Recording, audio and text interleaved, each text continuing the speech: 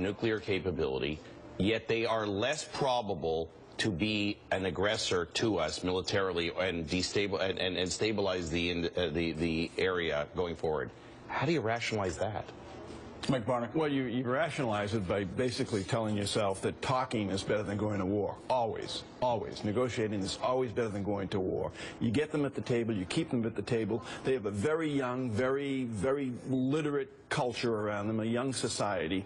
The young people in that country, no more than the young people in this country, want another war. They live in an area that's inflamed with war. So your best bet is to keep these negotiations going. My question to you, along the lines that you just raised, is if the sanctions are eased and Iran is allowed, we were going to discuss this with Ann Curry, but before we lost her, if the sanctions are eased and oil is allowed to be shipped in greater quantities out of Iran, what do they do? How do we watch the funding that they receive from the sale of their oil in terms of how they fund terrorism, as they're doing right now in Yemen?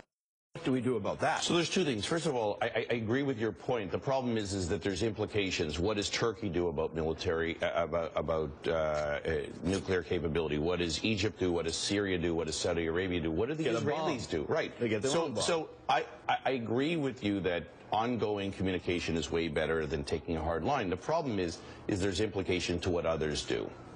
I think that the issue is the worst thing for a global economy is instability. So when you have geopolitical uncertainty, you have military possibilities, you then destabilize the global economy. As a result of that, prices rise, and you have less demand. I mean, consumer demand is predicated on confidence and stability.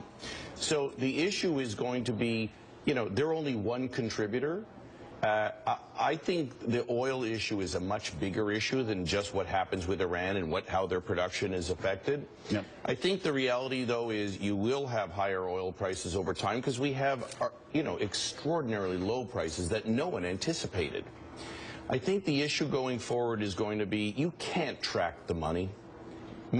Cash is fungible. It's very hard to track that. And you know inherently that if it can go to the wrong places, it will. And that's going to continue to destabilize the world.